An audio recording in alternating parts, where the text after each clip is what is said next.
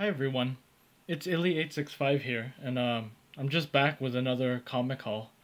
Um, this week, pretty much stayed with my local comic shop. I did buy, I think, 2 books online, but other than that, not much, nothing crazy. No big finds, but fun stuff overall, and hope you guys enjoy it. Actually, I think right now I have like something like 84 subscribers, so I really appreciate all of you watching these videos because without you guys, there'd be no motivation to do this. It's really great to hear your thoughts on what I was able to pick up, and I love seeing what you guys find and what you guys can find at your comic shops online, whatever, because it's great to see everyone's hauls and everyone's collections. It's really I think it's fulfilling for me because really I'm seeing a bunch of stuff I don't have, and a bunch of stuff I think I want, which is actually really great. Um, I guess I'll start it off with this. I just picked up some moderns, some new stuff. This is Spider-Verse Team Up #2. Frankly, I only picked it up because it was it's one of those early Spider-Gwen cover issues. Um, because she's right there showcased on the cover, I thought that was pretty cool. So, yeah, I picked this up. It's typical cover price. Let's see. Next book I picked up was Operation Sin #1. I've been picking up a lot of these origin of S.H.I.E.L.D. and everything until its inception. It's really cool to see because I'm liking the Agent Carter show a lot, actually. I've always liked Peggy Carter from the Captain America First Avenger movie. So to see her as the showcase, the actual superhero in that show, it's cool to see, and I like that this is kind of like a tie-in to that show. I wish I could have gotten the variant, but I don't think my comic shop bought enough of these, so I like this cover nonetheless. So pick this up. I saw this in my local comic shop, and I was actually confused about it at first. It's S.H.I.E.L.D. Origins. It's a trade paperback, but it's actually not square bound. It's a staple bound book, and it basically collects a bunch of other Marvel books. It collects Battle Scars #6, which I think in continuity is the first appearance of Agent Coulson in the Marvel Comics continuity. Secret Avengers #1, Avenging Spider-Man 20 and 21, and some of the material from Strange Tales 135, which this is basically I guess a slightly redone cover swipe of Strange Tales 135, where it's the first time that Nick Fury's labeled as an agent of S.H.I.E.L.D., and it's the first appearance of, I believe, S.H.I.E.L.D. and Hydra. I might be wrong on that, but I do believe that is the case. But this was only, I guess, $7.99 minus the 10%, so I only picked this up for $7.30, so pretty happy to get that. Actually, I picked this up. Star Wars, of course, came out this week. So, the one variant, I think almost all the variants were gone when I went over to my shop. Somebody picked them up. I don't know who. It's not like I'm trying to look for them, but they picked up almost every single variant. But my local comic shop owner took this from the back and gave it to me. It's the humorous party sketch variant with Jax on here. I like this cover. This is actually one of the ones I was targeting to begin with, and the fact that I only got this for $6, a dollar over cover price, was very happy to get it. I think with all of the copies, there's this little mark here from the ones I've seen on eBay.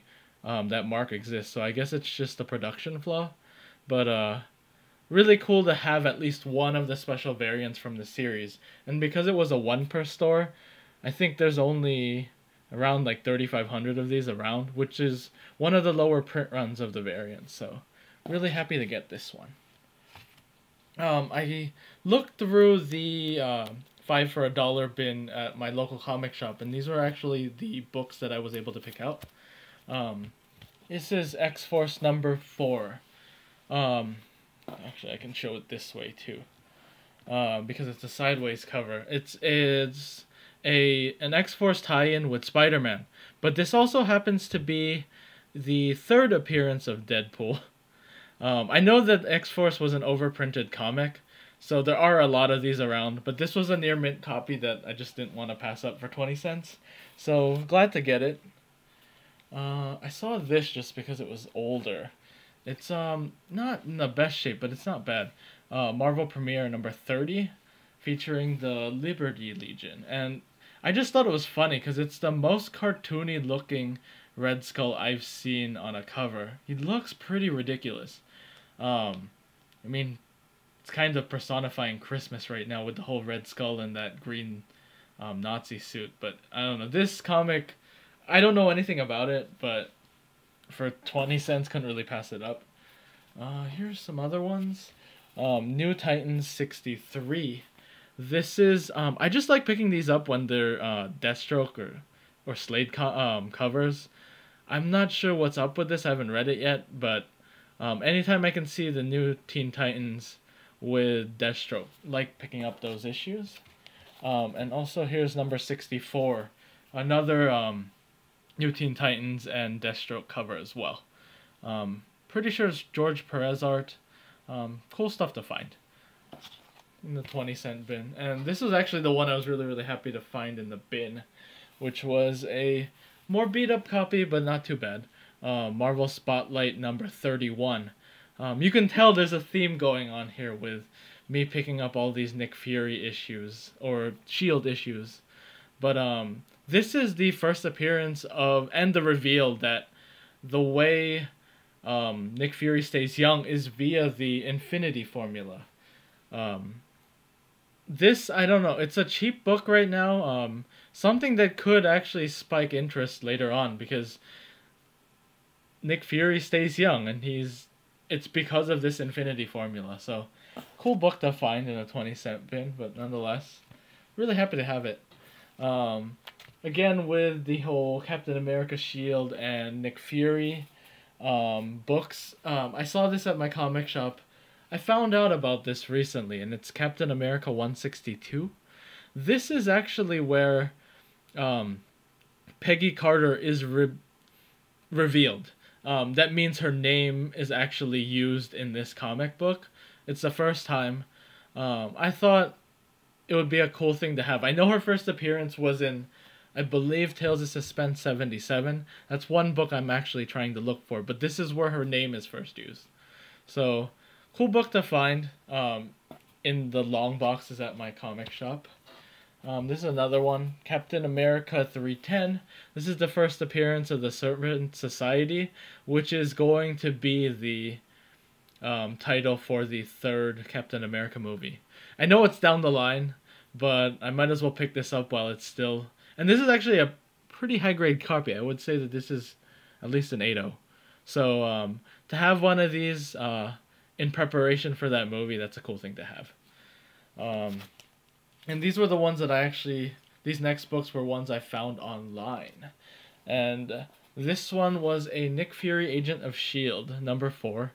It's another S.H.I.E.L.D. origin issue, as it says on the cover. But it's a retelling of that Strange Tales 135 story. I think it's a little bit more elaborated on what happens. I like this issue just because it's that classic Steranko art.